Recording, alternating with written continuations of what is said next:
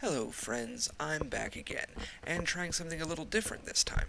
Let me know if you prefer the accompanying slideshow from last time, or if an all audio podcast is alright with you. God forbid you'd actually want to see my face, but I tried to accommodate my fans, or fan, as is most likely more accurate. Now, last week was an off week for me. I was on vacation at Disney World, and unfortunately for me, that was also the week of New York Comic Con, so there was a veritable truckload of new news to wade through.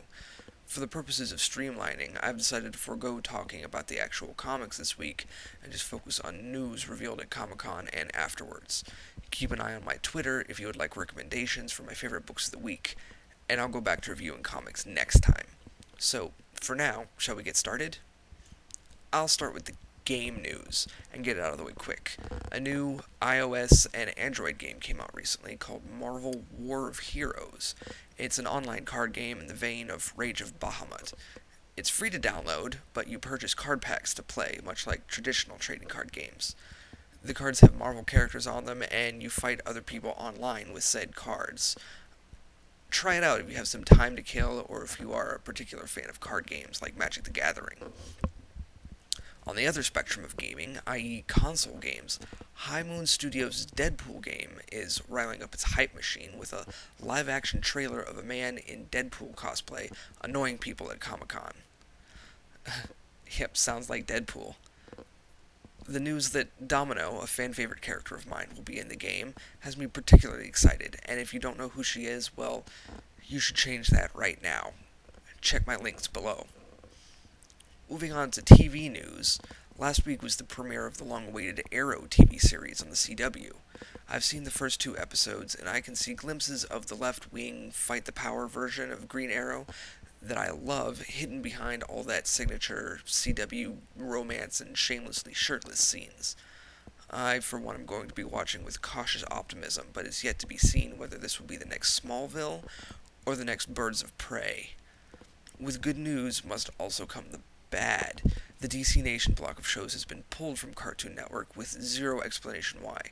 The executives claim that it's coming back in January, but a 3-month hiatus just 2 weeks after the end of another hiatus sounds to me like a death toll for these great shows.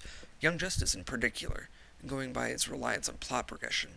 People just aren't going to tune into a show that asks them to remember plot points from months ago.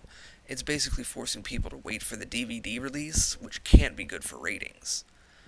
But, looking to the future, Marvel is making plans for new shows, both animated and live action. The upcoming shows Avengers Assemble and Hulk Agents of Smash just released its confirmed voice cast, and it includes such industry favorites as Clancy Brown as Red Hulk, Eliza Dushku as She-Hulk, and Seth Green as Rick Jones. Also reprising their roles from many Marvel animated features is Adrian Pasdar of Heroes fame as Iron Man, and Fred Tatasciore as Hulk. Check the links below for the full casts. Not to be outdone by their animation department, the live-action S.H.I.E.L.D. TV show is also getting underway, with Joss Whedon as creative consultant. News has hit that fan-favorite Clark Gregg will reprise his role as Agent Coulson. But how, if that character was killed in the Avengers? Will they honor the comics' time-honored tradition of resurrecting a hero? Or will this series be placed before the movie chronologically? It might confuse some viewers, but my money's on the latter. Now, time for what the masses really care about, the movie news. But I'll start with the animated fare. Hot on the heels of the announcement of the Heroes United movie, another Iron Man animated film is also in the works, but this time being made by Madhouse Studios, the famed anime studio behind classics such as Trigun and Death Note. Iron Man Rise of Technovore, as it's called, will be an OVA sequel to last year's anime series. Basically, Iron Man fights an army of robots again, just this time they're Japanese mecha. If you like the Iron Man anime TV series, you'll probably like this one too. Bigger news comes from the DC camp, where they've outlined their slew of animated films throughout 2013, including a new film for each quarter. First is a Lego Batman movie.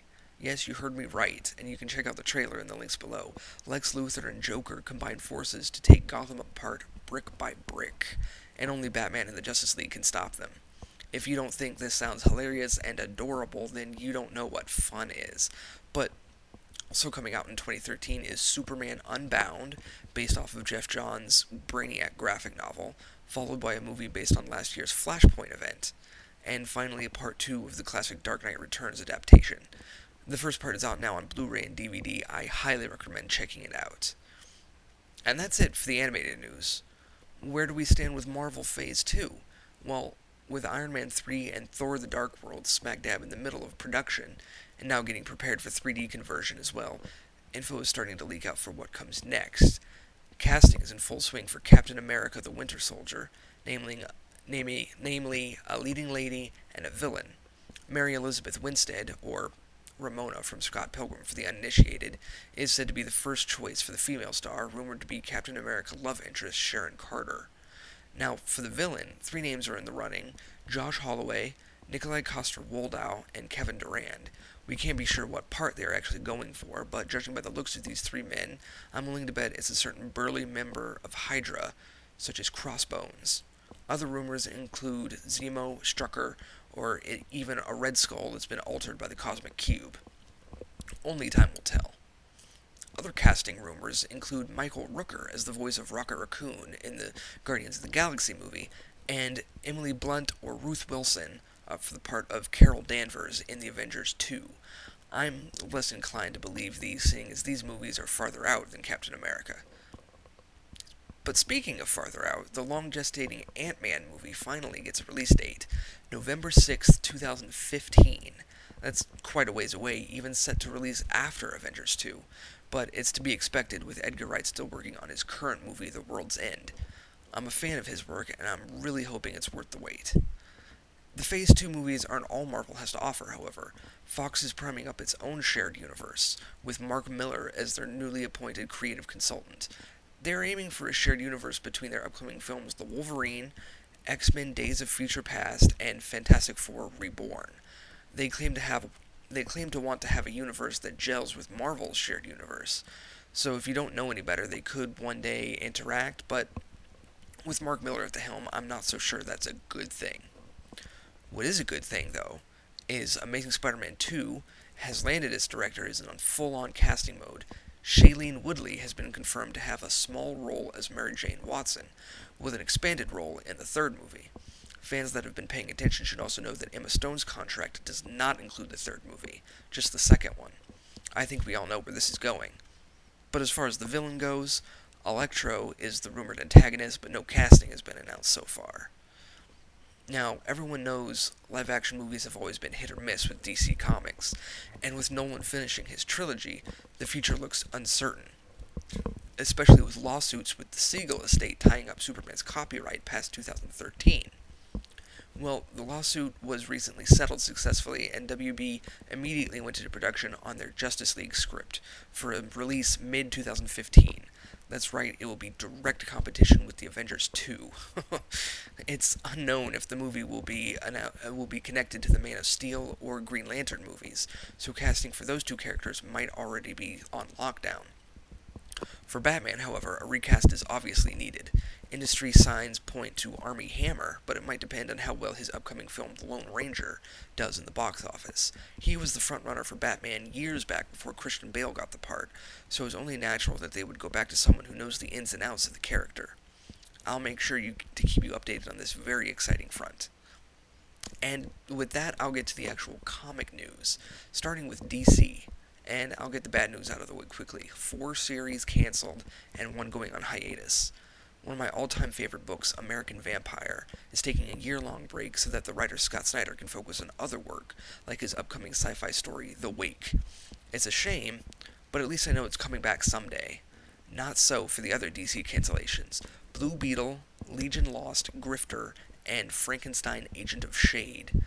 Personally, the only real loss is Frankenstein. That was a delightful book that channeled 50s monster movie mayhem perfectly, and always seemed to pass a little under the radar. I'll be sad to see it go. But new series are being announced all the time. Scott Snyder and Jim Lee are working on a new Superman book, tentatively titled Superman Man of Steel. And also launching next month is a new sci-fi story called Threshold, where Keith Giffen takes spacey characters from all across the DC universe to hunt down a rogue Green Lantern named Jediah Call. Both sound interesting, but nothing that's a must buy until I try them out. There are more titles still to be announced, so stay tuned. Also announced are new annuals for Green Lantern Corps and Green Lantern New Guardians. These will conclude the epic Rise of the Third Army event and also introduce the new Rogue Lantern that will be featured in the Threshold book. In addition to that is an adaptation to the new fighting game Injustice, a one-shot story about He-Man, and a new miniseries called Insurgent about terrorism in the future. Check my links below for the full January solicitations. Speaking of solicitations, Marvel also revealed theirs this week too. You can look at my links to read them fully, but highlights include a slew of new Marvel Now series, which I'll get to in a minute, the final issue of Secret Avengers, new miniseries Punisher Nightmare and Deadpool Killustrated, new adaptations for Dark Tower and Thor, and a comic prequel to Iron Man 3. Also announced are upcoming Season 1 graphic novels for Wolverine, Iron Man, and Thor. Going back to the Marvel Now books, we have Uncanny X-Force, not to be confused with Cable and X-Force. This is a strangely put together team led by Storm and including Puck, Spiral, and Psylocke. It focuses on taking down the biggest X-Men threats in secret. Hickman's secondary book, New Avengers, takes the biggest minds of the Marvel Universe, Iron Man, Doctor Strange, Mr. Fantastic, Beast, and others, and combine them to fight dangers of the entire multiverse. Superior Spider-Man is a new, mysterious Spider-Man with a darker attitude. It's not Peter Parker, and he has a new suit that includes claws. I'm not sure how I feel about this, but moving on, we have Savage Wolverine, which showcases Wolverine teaming up with Shanna the She-Devil to fight stuff in the Savage Land. I totally called that, as well as Young Avengers, Kieran Gillen's series that will feature Kid Loki bringing together all the teen heroes in the Marvel Universe. Along with that is Morbius the Living Vampire, which is quite obviously a book about Morbius. And finally, Avengers Assemble Annual Number 1, a one-shot that delves a bit into the mind of the Vision. It's a lot to take in, but my highest hopes lie in Hickman's New Avengers and Gillen's Young Avengers. I will try them all out and let you know which ones are worth your time. Well, that seems to be about it. Sorry it got to be longer than I thought, but hey, more time for you to listen to my velvety voice. I'll be back next week with more news from the comics industry and my thoughts on that week of comics. Until then, you'll just have to content yourself with old back issues, or, heaven forbid, go outside. Well, anyways, good night, Internet, and keep reading.